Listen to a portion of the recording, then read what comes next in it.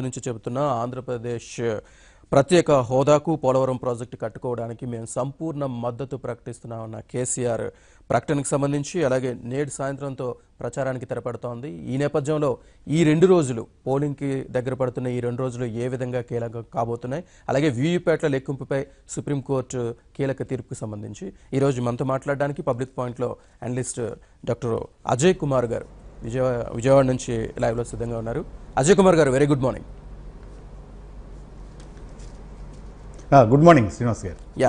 తెలంగాణ గడ్డ మీద నుంచి నేను చెప్తున్నా, ఆంధ్రప్రదేశ్ ప్రత్యేక హోదాకు పోలవరం ప్రాజెక్టుకు కట్టుకోవడానికి నేను సంపూర్ణ మద్దతు ప్రకటిస్తున్నామని కేసీఆర్ ప్రకటన చేశారు.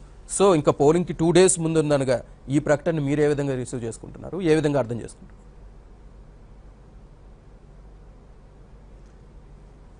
శ్రీనివాస్ గారు, ముందుగా సరే ఎన్నికలకి 2 రోజులు ముందు చెప్పినా లేకపోతే 3 రోజుల ముందు చెప్పినా కేసీఆర్ గారు ఏ ఉద్దేశంతో చెప్పినా, ఆయన దాంట్ నుంచి ఏ రాజకీయ ప్రయోజనాన్ని ఆశించి చెప్పినా, ఈ 2 విషయాల్లో చేసినటువంటి ప్రకటన ఆంధ్రప్రదేశ్ ప్రజలుగా మనం ఆహ్వానించదగింది. ఎందుకంటే అది ప్రత్యేక హోదా విషయమైనా పోలవరం విషయంలో అయినా పొరుగు రాష్ట్రంగా ఉన్నటువంటి తెలంగాణ మనం ఉభయలం కలిసి ఉభయ ప్రాంతాల ప్రజల మధ్య సయోధ్యతో అన్ని రంగాల్లోనూ కలిసి ముందుకు నడవాల్సినటువంటి రాష్ట్రాల మధ్య ఆ రకమైనటువంటి సౌభ్రాతృత్వం, ఆ రకమైనటువంటి సహకారం అన్ని విషయాల్లో, ఒక్క పోలవరం విషయంలోనే కాదు, రేపు అమరావతి కావచ్చు, లేకపోతే రేపు ఆస్తుల విషయంలో కావచ్చు, అన్ని విషయాల్లో కూడా అటువంటి ఉండటాన్ని అది హర్షణీయమే, అందరూ హర్షించాల్సిందే, దాంట్లో తప్పు పట్టాల్సిందే లేదు.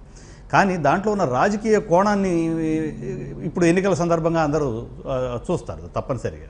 అందులో ఉన్న రాజకీయ కోణం ఏమిటంటే ముఖ్యంగా 2 వారాలుగా లేదా 3 వారాలు లేదా 2 వారాల నుంచి ఆంధ్రప్రదేశ్లో ఎన్నికల క్యాంపెయిన్ మొత్తం ప్రత్యేక హోదా పట్ల కేసీఆర్ వైఖరి ఏమిటి, టీఆర్ఎస్ వైఖరి ఏమిటి అనే దాని మీద జరుగుతుంది. ఇక్కడ 2 విషయాల మీద ఒక రకమైనటువంటి వైఖరిని మనం చూస్తూ వస్తున్నాం. ఏమిటంటే ప్రత్యేక హోదాకి కేసీఆర్ మద్దతు ఇస్తా అన్నారు అన్న విషయాన్ని కేసీఆర్ కాకుండా జగన్మోహన్ రెడ్డి చెప్తూ వస్తున్నారు ఆంధ్రప్రదేశ్ ప్రజలకి తప్ప ఇంతవరకు కేసీఆర్ ఇప్పటివరకు కూడా ఆ విషయం మీద ఎటువంటి ప్రకటన చేయలేదు. నెంబర్ 1. రెండవది, రేపు జాతీయ రాజకీయాల్లో ఫెడరల్ ఫ్రంట్ పేరిట పోషించవలసినటువంటి పాత్ర, అందులో చేరేటువంటి భాగస్వామ్యుల పక్షాల గురించి రేపు మేము ఏర్పాటు చేయబోతున్నటువంటి ఫెడరల్ ఫ్రంట్లో జగన్మోహన్ రెడ్డి మా భాగస్వామి అనే విషయాన్ని కేసీఆర్ చెప్తూ వచ్చారు, జగన్మోహన్ రెడ్డి గారు చెప్పట్లేదు ఇక్కడ. సో ఇద్దరు అంటే ఏదో ఒక విషయాన్ని దాస్తున్నారు అనే విషయం చాలా స్పష్టంగా ఉంది. ఎందుకంటే ఎవరైతే ఆ మాట చెప్పాలో వాళ్ళు చెప్పకుండా ఇతరులు చెప్తూ వస్తున్నారు. ఆ విషయాన్నే చంద్రబాబు నాయుడు గారు ఇక్కడ ఆంధ్రప్రదేశ్ క్యాంపెయిన్లో ముఖ్యమంత్రి ఆయన పెద్ద ఎత్తున ఆ ఇష్యూని ముందుకు తీసుకెళ్లారు. ప్రత్యేక హోదా విషయం నీ చెవిలో చెప్పారా అని పదే ప్రతి మీటింగుల్లోనూ జగన్మోహన్ రెడ్డిని ప్రశ్నిస్తూ వస్తున్నారు చంద్రబాబు. అందువల్ల అది ఒక ఇష్యూ, ఏదో ఇందులో దాపరికం ఉన్నది, ఇందులో ఏదో దాస్తున్నారు అనేటువంటి విషయం ఒకటి ఉంది. రెండవది, ఇప్పుడున్న కంటెక్స్ట్లో మీరు అడిగిన ప్రశ్న 2 రోజుల ముందు లేదా పోలింగ్ ముగియబోతుండగా, ప్రచారం ముగియబోతుండగా, పోలింగ్ తేదీ సమీపిస్తుండగా ఇప్పుడెందుకు కేసీఆర్ ఆ ప్రకటన చేశారని. కేసీఆర్ ప్రకటన మీరు జాగ్రత్తగా గమనిస్తే 2 విషయాలు ఆయన స్పష్టంగా చెప్పారు.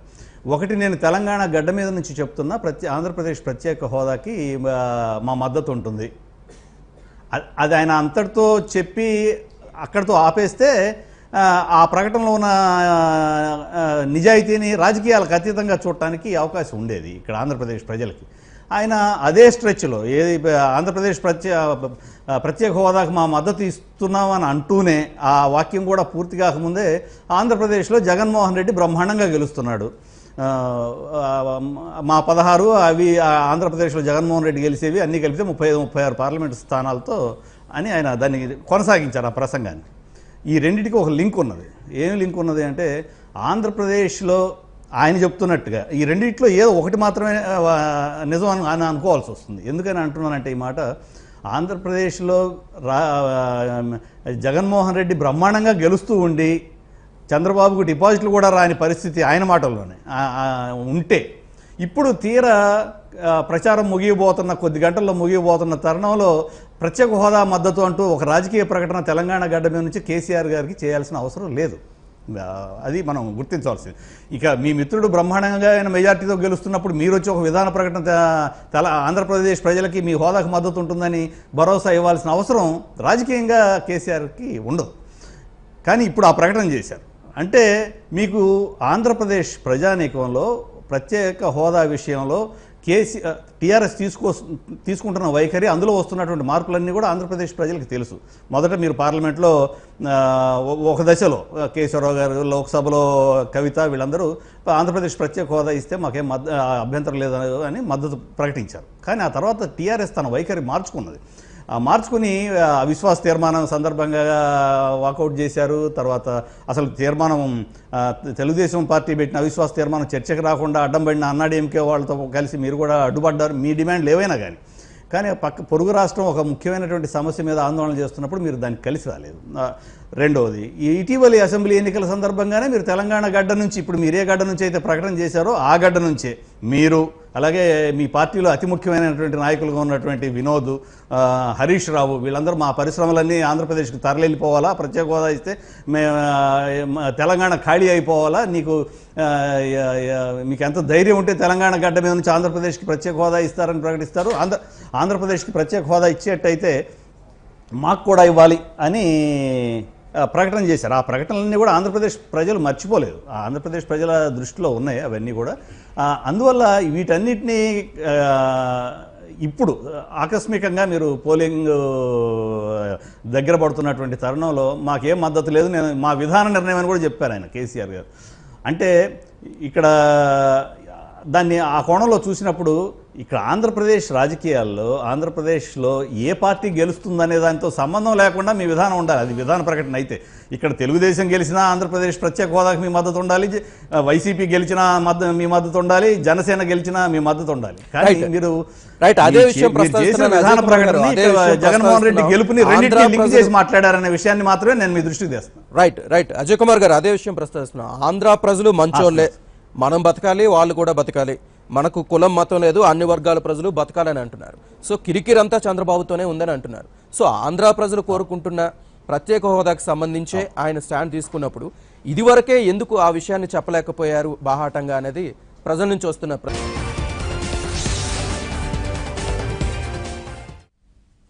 చర్చకు తిరిగి స్వాగతం. అజయ్ కుమార్ గారు, ప్రత్యేక హోదాకు మీ మద్దతు నిజమైతే నాడు అవిశ్వాసం పెట్టినప్పుడు ఎందుకు సమర్థించలేదు? ఇప్పుడైనా ఈ క్షణంలోనైనా కేంద్రానికి మీరు ఏమైనా హోదాకు సంబంధించి లేఖ రాస్తారా? అలాగే పోలవరంపై కేసులు వాపసు తీసుకుంటారా? నిన్న చంద్రబాబు ఏవైతే కేసీఆర్కి సవాల్ విసిరారో అవే ప్రశ్నలు కూడా జనం అడుగుతున్నారు. సో మీరేమంటారు? శ్రీనివాస్ గారు, ఇక్కడ ఒక విషయాన్ని మనం అర్థం చేసుకోవాలి. అదేమిటంటే కేసీఆర్ ఇప్పుడు పోలింగ్ సమీపిస్తున్న సమయంలో చేసినటువంటి ప్రకటన, ఇంతకుముందు మనం చర్చించినట్లుగా అది ఆయన వ్యూహాత్మకంగా చేసినటువంటి ప్రకటన.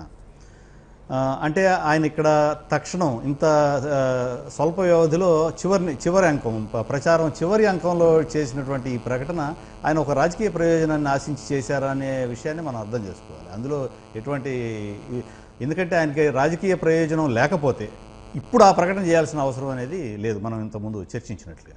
రెండవది, లేఖ ఇప్పుడు చంద్రబాబు కూడా వ్యూహాత్మకంగానే ఈ డిమాండ్ను ముందుకు తీసుకొచ్చారు. ఏమని, మీరు నిజంగానే మీకు చిత్తశుద్ధి ఉంటే ఆంధ్రప్రదేశ్కి ప్రత్యేక హోదాకి మీరు మద్దతు ఇస్తున్న విషయం నిజమే అయితే మీరు కేంద్రానికి లేఖ రాయండి అని అడుగుతున్నారు.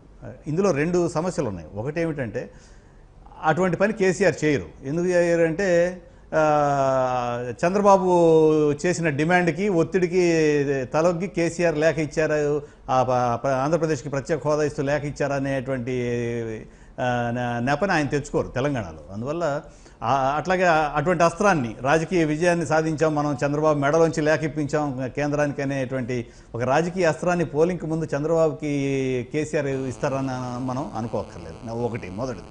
రెండవది, అతి ముఖ్యమైన విషయం ఏమిటంటే ఈ ఇష్యూలో ఇది రాజకీయ పార్టీల లేఖలకి, రాజకీయ పార్టీల వైఖరులకి, వాళ్ళ మద్దతుకి, వీటన్నిటికీ సంబంధించిన సమస్య కానే కాదు. మొదటగా మనం అర్థం చేసుకోవాలి, మనం అసాధారణమైనటువంటి పరిస్థితుల్లో రాష్ట్ర రాజధాని కూడా లేకుండా రెవెన్యూ లోటుతో అనేక విధాల నష్టపోతూ తెలంగాణ ప్రజల ఆకాంక్షలకు అనుగుణంగా తెలంగాణ ఇస్తున్న రోజున తీవ్రమైనటువంటి కష్ట నష్టాలతో మనం విడిపోతున్నటువంటి రాష్ట్రానికి పార్లమెంటు సాక్షిగా అన్ని పక్షాల మద్దతుతో ఆనాటి ప్రధాని పార్లమెంటు సాక్షిగా ఇచ్చినటువంటి హామీ అది మన హక్కు, అది ఆంధ్రప్రదేశ్ ప్రజల హక్కు. దానికి భారతదేశ పార్లమెంట్ ఇచ్చినటువంటి భరోసా ప్రత్యేక హోదా అనేది. దీనికి ఆ రోజు మన్మోహన్ సింగ్ గారు పార్లమెంట్లో ఈ ప్రకటన చేసినప్పుడు అన్ని ప్రాంతీయ పక్షాలని, భారతదేశంలో ఉన్నటువంటి రాజకీయ పార్టీలని, ముఖ్యమంత్రుల అభిప్రాయాలు తీసుకుని వాళ్ళ దగ్గర అందరి నుంచి ఆమోదం లేఖలు తీసుకుని ఆంధ్రప్రదేశ్కి ప్రత్యేక హోదా ఇస్తామని చెప్పలేదు. ఎందుకు? ఒకటి. రెండు, ఆ రోజున ఏ పార్టీలు కూడా ఆంధ్రప్రదేశ్ ప్రత్యేక హోదాకి అభ్యంతరమో చెప్పలేదు ఈ తెలంగాణ విభజన సందర్భంగా. ఈ రెండూ జరగనప్పుడు ఇప్పుడు ఈ రాజకీయ పక్షాల లేఖలు, మద్దతులు, అభ్యంతరాల చర్చ ఏమిటి అసలు? బేసిక్గా వీళ్ళ వైఖరులతో మనకు సంబంధం ఏమిటి? పార్లమెంట్ సాక్షిగా ఆంధ్రప్రదేశ్కి రావాల్సి ఇచ్చినటువంటి హామీ అది ఆంధ్రప్రదేశ్ ప్రజల హక్కు. దాన్ని నెరవేర్చాల్సిన బాధ్యత ఈ రాజకీయ పక్షాలు కాదు, పార్లమెంట్దే. పార్లమెంట్లో రేపొద్దున అభ్యంతరం ఇప్పుడు దీని చర్చ అంతా ఎలా జరుగుతుందంటే మళ్ళీ రాజకీయ పార్టీల దయాదాక్షిణ్యాల మీద ఆధారపడి ఆంధ్రప్రదేశ్కి ప్రత్యేక హోదా కోసం మనం పోరాడాలా? అవసరం లేదు. వాస్తవంగా అది మన హక్కు, అది ఆ పార్లమెంట్ సాక్షిగా వచ్చినటువంటి హక్కు. దానికి సంఘీభావం తెలవలసింది. ఆ రోజున మేము మద్దతు ఇచ్చాం తెలంగాణ విడిపోతున్న సందర్భంగా. ఈ 5 సంవత్సరాల కాలంగా ఆంధ్రప్రదేశ్కి ఆ హామీని మనం నెరవేర్చలేకపోయాం. ఇప్పటికైనా ఆ హామీని నెరవేర్చి ఆంధ్రప్రదేశ్కి మనం ఆ చేయూత ఇవ్వాల్సిన అవసరం ఉందని అన్ని పక్షాలు బలపరచాల్సినటువంటి ఒక అంశాన్ని ఇప్పుడు ఆ రాజకీయ పక్షాల వైఖరుల మీద ఆధారపడే అంశంగా మార్చడం అది సరైన అది కాదు. అసలు ఒకళ్ళ అభిప్రాయాలతో మనకు సంబంధం ఏంటి? అది మన హక్కు, ఇచ్చి తీరాలి. ఏ ప్రభుత్వం వచ్చినా ఆ పని చేయలేదనే కదా ఎన్డీఏతో బీజేపీతో మనకి వైరుధ్యం. మనకు ఏమిటి? బీజేపీ మీద కోపం ఏమిటి? బీజేపీ మీద ఆంధ్రప్రదేశ్ ప్రజలకు ఎందుకు అంత ద్వేషం? అంటే మీరు పార్లమెంట్ సాక్షిగా మాకు ఏదైతే ఇస్తామన్నారో దాన్ని ఇవ్వకుండా దాన్ని రకరకాల మెలికలు తిప్పి మీరు మాకు నమ్మక ద్రోహం చేశారు, మమ్మల్ని మోసం చేశారు అనేటువంటి భావన ఆంధ్రప్రదేశ్ ప్రజల్లో గూడు కట్టుకుంది.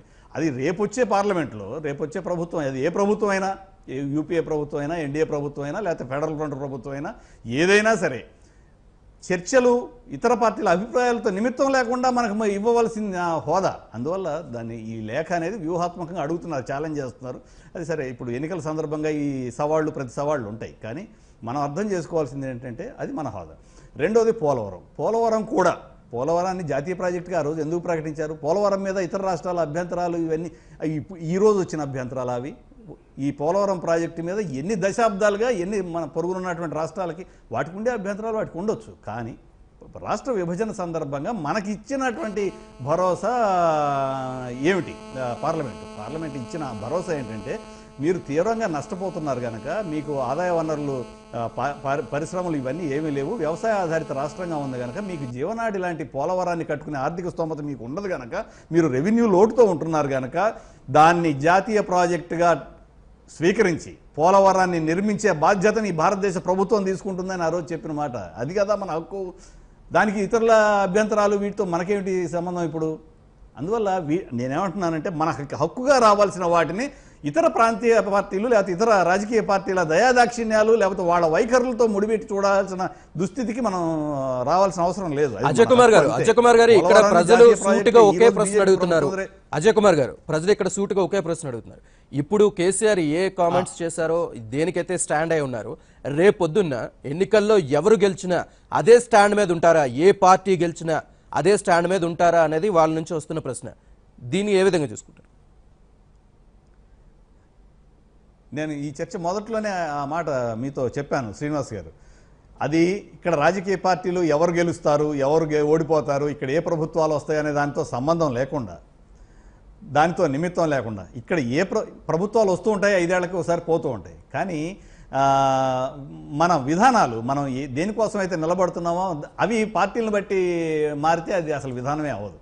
ఆంధ్రప్రదేశ్కి ప్రత్యేక హోదా ఇవ్వాలి అనేటువంటిది టీఆర్ఎస్ పార్టీ రాజకీయ వైఖరి విధానం అయితే అది ఇక్కడ ఎవరు గెలిచినా ఇవ్వాలి. అది నేను అనేది నా పాయింట్ మొట్టమొదటి చాలా స్పష్టంగా చెప్పాను.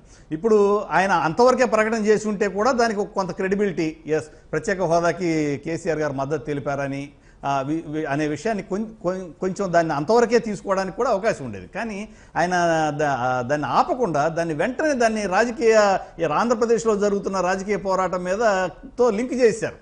జగన్మోహన్ రెడ్డి గారు బ్రహ్మాండమైన మెజార్టీతో గెలవబోతున్నారు, మాకు ప్రత్యేక హోదా అంటే ఆ రెండింటికి ఉన్న సంబంధం ఏమిటని ఇక్కడ ఎవరు గెలిస్తే మాత్రం ఏముంది, ఆంధ్రప్రదేశ్లో ఎన్నికలు జరుగుతున్నాయి, ప్రజలు ఎన్నుకుంటారు ఏదో ప్రభుత్వాన్ని, ఎవరిని ఎన్నుకున్నా ఇబ్బంది ఏం లేదు. టీఆర్ఎస్ వైఖరి ఇక్కడ గెలుపు ఓటముల మీద ఆధారపడి ఉందా? లేదు కదా, ఉండకూడదు కదా. అదే విషయం. అందువల్ల అంటే మీరు రాజకీయ ప్రయోజనాన్ని ఆశిస్తున్నారు. ఆ ప్రయోజనాన్ని ఆశిస్తూ ఇప్పటి వరకు కూడా బహిరంగంగా ఈ విషయాన్ని మీరు చెప్పడం లేదు, ప్రత్యేక హోదాకి మా మద్దతు అనే విషయాన్ని. మీరు ఆంధ్రప్రదేశ్లో ప్రజల్లో ఇది కేసీఆర్, జగన్ వీళ్ళందరూ కలిసి పనిచేస్తున్నారు, ఇది మన ప్రయోజనాలకు భంగకరం అవుతుంది, ప్రత్యేక హోదా విషయంలో కావచ్చు, పోలవరం విషయంలో కావచ్చు, రాజధాని విషయంలో కావచ్చు అనేటువంటి భావన, అనేటువంటి అభిప్రాయం ప్రజల్లో ప్రబలంగా ఉంటున్నదన్నటువంటి సంకేతాలు రావడం వల్ల కానీ, ఆ సంకేతాలు తన మిత్రుడైనటువంటి జగన్మోహన్ రెడ్డికి రాజకీయంగా నష్టం చేసేట్టుగా ఉన్నాయి, చంద్రబాబు తీసుకెళ్తున్నటువంటి ఈ పొలిటికల్ నేరేషన్ ప్రజల్లోకి బాగా వెళుతోంది, మనం అడ్డం పడుతున్నాం అనేటువంటి విషయం, అందువల్ల దాన్ని నివృత్తి చేస్తే ప్రయోజనం కలుగుతుందని ఇప్పుడు చివరి నిమిషంలో ప్రకటించి ఉండాలి శ్రీనివాస్ గారు. అంతకుమించి దానికి ఒక ప్రత్యేకమైనటువంటి కారణం లేదు. రైట్. రెండవది, ఆయన చెప్తున్నట్టుగానే అదే ప్రకటనలో ఆయన చెప్తున్నట్టుగానే జగన్మోహన్ రెడ్డి బ్రహ్మాండంగా గెలుస్తూ ఉంటే ఇప్పుడు ఆయన ప్రకటన చేయాల్సినటువంటి అవసరం లేదు, మామూలుగా అయితే లేదు. అందువల్ల ఆయనకి ఏవో కన్ఫ్లిక్టింగ్ సిగ్నల్స్ వస్తున్నాయి, అందువల్ల ఈ ప్రకటన చేశారని మనం చూడాలి. అదే ఇప్పుడు మన రాజమండ్రిలో మాట్లాడుతున్నటువంటి వ్యక్తులు కూడా చెప్తున్నారు. ఇదే సందర్భంగా ఇంకొక విషయం చెప్తున్నాను శ్రీనివాస్ గారు. ఇప్పుడు పోలవరం విషయం కానీ, మన నీటిపారుదల ప్రాజెక్టుల విషయం కానీ, ఇప్పుడు అక్కడ ఉన్నటువంటి ప్రజలు, ఇప్పుడు మన రాజమండ్రిలో మాట్లాడినటువంటి మిత్రులు కూడా వాళ్ళు చెప్పిన దాంట్లో మనం అర్థం అవుతున్నది ఏంటంటే, విభజన నాటి గాయాలు, విభజన నాటి మాటలు, విభజన నాటి రాజకీయ ఆరోపణలు, లేకపోతే ఆనాటి గాయాలు ఇప్పటికీ ప్రజల్లో చాలా బలంగా ఉన్నాయి, వాటిని మర్చిపోయి పూర్తిగా అధిగమించి ముందుకు వెళ్తున్నాడు మనం అనేటువంటి భావన కాకుండా, ఇప్పటికి కూడా ఆ గాయాలు ఇప్పటికీ మనని వేధిస్తూనే ఉన్నాయి, ప్రజల్ని బాధ పెడుతూనే ఉన్నటువంటి విషయం వాళ్ళ స్వరంలో, వాళ్ళ మాటల్లో స్పష్టంగా అర్థమవుతుంది. మనం దాన్ని గుర్తించాలి. రైట్. మహాయుద్ధంలో సాగుతున్న ఎన్నికల ప్రచారానికి ఈరోజు సాయంత్రంతో తెరపడబోతోంది. సో సభలు, రోడ్ షోలు ఇవన్నీ కూడా ఇక సెలవెత్తిపోతున్నాయి, హోరెత్తించబోతున్న మైకులు కూడా ఇవాళతో బంద్ కాబోతున్నాయి. ఈ నేపథ్యంలో రాబోయే ఈ 2 రోజులు ఏ విధంగా కీలకం కాబోతున్నాయి? అలాగే నిన్న ఈసీ కూడా ఒకటి చెప్పారు, ఈ 2 రోజులు చాలా కీలకంగా వ్యవహరించాల్సిన అవసరం ఉంటుంది, అభ్యర్థులు ఓటర్లను ప్రలోభాలకు గురి చేసే అవకాశం ఉందని కూడా ఈసీ చెబుతోంది. సో దీన్ని ఏ విధంగా చూస్తారు?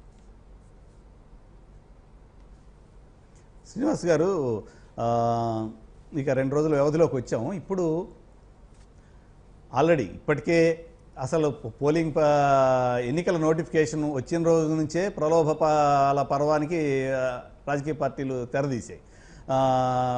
ప్రత్యర్థుల్ని లోపరుచుకోవడం, లేకపోతే రాజకీయ ప్రత్యర్థుల్ని బెదిరించడం, లేకపోతే రాజకీయ ప్రత్యర్థులకి ఆర్థిక ప్రయోజనాలు చూపించి ఆకట్టుకోవడం, లేకపోతే అటువంటి లొంగన అభ్యర్థులు ఎవరన్నా ఉంటే బెదిరించి ఎన్నికల్లో నిలబడకుండా చేయటం, ఒకవేళ ఇలా అన్నీ మనం చూస్తూ వస్తున్నాం. వర్రస్ అనే గతంలో ఎప్పుడూ లేని విధంగా, అంటే ఆంధ్రప్రదేశ్ ఎన్నికలకు సంబంధించి మనం చాలా ఎన్నికల్లో చూసాం కనుక, గతంలో ఎప్పుడూ లేని విధంగా మొట్టమొదటిసారిగా ఇప్పుడు ఈ ఆంధ్రప్రదేశ్లో ఇవి అనేక రూపాల్లో ఎన్నికల ప్రక్రియని ఏదో విధంగా మనం గెలుపు సాధించాలనేటువంటి దృష్టితో అన్ని రకాల ప్రలోభాలకి, అన్ని రకాల ప్రయత్నాలకి పెద్ద ఎత్తున తెరదీశారు. దీని కంటిన్యూషన్గానే అటువంటి ఇప్పుడు ఇప్పటికే ఈ పోలింగ్ ముగియ ముందే అన్ని ఆంధ్రప్రదేశ్లో ఉన్నటువంటి అన్ని జిల్లాల్లో, అన్ని శాసనసభ నియోజకవర్గాల్లో యథేచ్ఛగా డబ్బు పంపిణీ కార్యక్రమం అన్ని నియోజకవర్గాల్లో జరుగుతుంది. అది టార్గెట్ పెట్టుకుని మరి కష్టపడి పనిచేస్తున్నారు రాజకీయ పార్టీలు. మనం ఎన్ని గ్రామాలు కవర్ చేసాం, ఇంకా పెండింగ్ ఉన్నాయి, ఎంత ఇవ్వాలని, అలాగే ప్రత్యర్థి పార్టీ అభ్యర్థి ఎంత ఇస్తున్నాడు, దానికన్నా మనం ఎంత అదనంగా ఇవ్వాలి, ఈ చర్చ తప్ప గ్రామాల్లో ఈరోజు ఆంధ్రప్రదేశ్లో ఉన్న డబ్బు ఏరులైపోతుంది. మోడీ గారు చెప్పిన డిమానిటైజేషన్ వల్ల అవినీతి సొమ్ము బ్యాంకులకు వస్తే మరి ఈ సొమ్ము అంతా ఎక్కడి నుంచి వచ్చింది? ఈ డబ్బు అంతా ఇట్లా కట్టలు ఆర్టీసీ బస్సు డోర్ తీస్తే 6 కోట్లు దొరకడం, కారు డిక్కీ తీస్తే 8 కోట్లు, ఈ డబ్బంతా ఎక్కడి నుంచి వస్తుందో ఇవంతా చూస్తే అవినీతి ఎంత వరదలై పారుతోంది.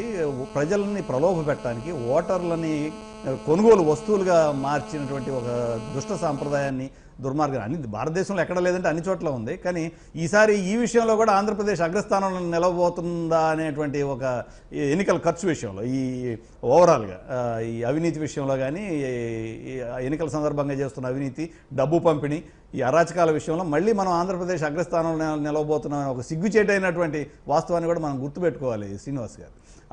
అందువల్ల ఈ 2 రోజుల్లో పెద్ద ఎత్తున ప్రయత్నాలు చేస్తారు. ఇక నుంచి ఇప్పుడు వ్యూహం అంతా మారిపోతుంది. ఇప్పుడు ప్రజల్ని డైరెక్ట్గా అడ్రస్ చేసే పని లేదు, బాహాటంగా మాట్లాడాల్సిన పని లేదు.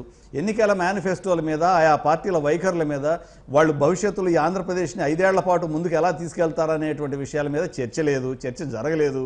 ఎవరికి వాళ్ళు మొక్కుబడిగా తమ మేనిఫెస్టోలను వాళ్ళు ప్రకటించేసి మమా అనిపించేశారు. ఇప్పుడు జరుగుతున్న చర్చ అంతా మనం ప్రజల్ని ఎలా కొనాలి, ప్రజల్ని ఎలా ప్రలోభ పెట్టాలి, ఇది ఇప్పుడు జరుగుతున్నటువంటి. ఇప్పుడు ఇక నుంచి జరిగేది ఏంటంటే పోలింగ్ ఏజెంట్లు మనం ఎలా లోపరుచుకోవాలి, ప్రత్యర్థి పార్టీలో ఏజెంట్లు మనం ఎలా కొనుగోలు చేయాలి, అంతగా దానికి రేట్లు కూడా ఎస్టాబ్లిష్ చేసేస్తున్నారు. ఇటువంటి అలాగే ప్రత్యర్థి పార్టీ ఓటర్లుగా బలంగా ఉన్నటువంటి ప్రాంతాల నుంచి వాళ్ళని ఓటింగ్కే రాకుండా నివారించడానికి కొన్ని చోట్ల వింటున్నాం, మనం వార్తలు కూడా చూస్తున్నాం. మీరు మాకు ఓటు వేయకపోయినా పర్వాలేదు, కానీ మీరు మామూలుగా వేసేటువంటి పార్టీకి ఓటు వేయకుండా ఉండటానికి కూడా డబ్బులు ఇస్తున్నారు. సో ఈ రకమైనటువంటి ఒక పెద్ద మన ప్రజాస్వామ్యంలో పెద్ద ఈ ప్రహసనం, దీన్ని ఈ డబ్బు, దీన్ని మనం ధనస్వామ్య ప్రహసనాన్ని ఇప్పుడు మనం ప్రత్యక్షంగా చూస్తున్నాం. ఈ 2 రోజుల్లో ఇది ఏం చేసినా శాంతి భద్రతలకు విఘాతం కలగకుండా ప్రజలు వీటన్నిటినీ, ఇవి ఏం జరుగుతున్నా విజ్ఞులైనటువంటి వాళ్ళు, చదువుకున్నటువంటి వాళ్ళు, యువతగా ఉన్నటువంటి వాళ్ళు, తల్లిదండ్రులుగా ఉన్నటువంటి వాళ్ళు, వీళ్ళందరూ మన పిల్లల భవిష్యత్తు ఏమిటి, రాష్ట్రం భవిష్యత్తు ఏమిటి, ఈ ప్రలోభాలు ఏమిటి, ఈ ప్రలోభాలకి మనం లొంగిపోవడం ఏంటి, ఈ ప్రలోభాలకు లొంగిపోవడం వల్ల మనం ప్రశ్నించే హక్కుని, ప్రశ్నించే దీన్ని మనం కోల్పోతున్నాము, మనం అమ్ముడు సరుకు అనేటువంటి ఒక ఆలోచనని ప్రజలు తీసుకోవాల్సినటువంటి పరిస్థితి. కానీ దురదృష్టవశాత్తు ఎక్కువ సందర్భాల్లో ఆంధ్రప్రదేశ్లో చూస్తే ఈరోజు అటువంటి పరిస్థితి లేదు. ఎవరు డబ్బులు ఇచ్చినా హాయిగా తీసుకుంటున్నటువంటి దృశ్యాలను మనం పెద్ద ఎత్తున చూస్తున్నాం. అందువల్ల ఈ ప్రలోభపూరితమైనటువంటి దీన్ని మాత్రం ఈ 2 రోజులు పెద్ద ఎత్తున ద్వారాలు తెరిచేటువంటి అవకాశం కనిపిస్తుంది. అజయ్ కుమార్ గారు, వివిప్యాట్ల లెక్కింపు పెంపుకు సంబంధించి సుప్రీంకోర్టు వెలువరించిన తీర్పును మీరు ఏ విధంగా చూస్తారు? ఇది శ్రీనివాస్ గారు, ఇప్పుడు ఈ వివిప్యాట్స్ విషయం ప్రజల్లో ఎప్పుడైతే ఈవీఎంల మీద, ఈవీఎంల పనితీరు మీద, లేకపోతే ఈవీఎంలని ట్యాంపరింగ్ చేయడానికి అవకాశం ఉందనేటువంటి అభిప్రాయం కలిగిన తర్వాత ప్రజల్లో ఇప్పటికి కూడా చాలా ప్రాంతాల్లో ఈవీఎం మిషన్లని ట్యాంపర్ చేయొచ్చు, మన అభిప్రాయాన్ని తారుమారు చేయడానికి ఒక అవకాశం ఉందనేటువంటి సందేహం విస్తృతమైనటువంటి ప్రజానీకంలో ఉంది. ఆ అనుమానాలని రిఫ్లెక్ట్ చేస్తూనే అది ఏ పార్టీ ఈరోజు ప్రతిపక్షాలు చేస్తున్నాయి, రేపు బీజేపీ ప్రతిపక్షంలో ఉంటే అదే ఆరోపణ చేస్తుంది, ఈవీఎంల మీద నమ్మకం లేదండి.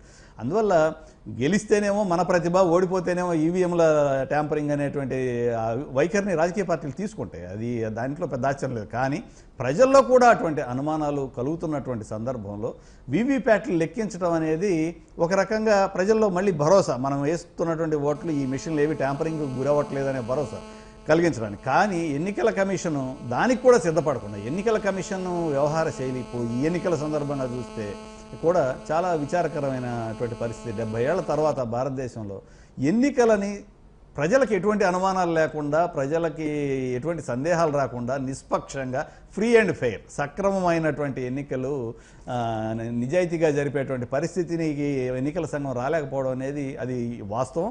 అది చాలా దురదృష్టకరమైనటువంటి పట్టణం. ఇప్పటికి కూడా చాలామంది అర్హులైనటువంటి ఓటర్ల జాబితాలో లేకపోవడం, ఇవన్నీ కూడా మనం చూస్తున్నాం. అట్లాగే ఓట్లు పెద్ద ఎత్తున గల్లంతు కావడం, ఆఖరికి ఎన్నికల ప్రధాన కమిషనర్ ఓటు కూడా 3 చోట్ల నమోదై ఉండటం, ఇటువంటి అవకతవకలు చాలా చూస్తున్నాం. కానీ అజయ్ కుమార్ గారు, ఫైనల్ గా బ్రీఫ్ గా ఒక విషయం చెప్పండి. ఇక్కడే రాజకీయ పార్టీలు అయితే ఒక ఆందోళన వ్యక్తం చేస్తున్నాయి. ఈ విషయంలో రాజకీయ పార్టీలకి ఇప్పటి నుంచి ఒక కొత్త ఆందోళన అయితే మొదలైంది. ఈవీఎంలతో పాటు వీవీప్యాట్లను లెక్కించినప్పుడు ఒకవేళ ఓట్లలో తేడా వస్తే ఏం చేయాలి, ఎలా సెటిల్ చేస్తారు? దీనికి సంబంధించి ఏమైనా నిర్దిష్టమైన ప్రణాళిక కానీ, నిర్దిష్టమైన ఇది కానీ ఏమి ఎన్నికల కమిషన్ అయితే ఏమి వెల్లడించలేదు, ఎన్నికల అధికారులకు ఏం చెప్పలేదు. ఒకవేళ తేడా వస్తే పరిస్థితి ఏంటి, దాన్ని ఏ విధంగా చూస్తారు? బ్రీఫ్ గా చెప్పండి, మనకు టైం లేదు.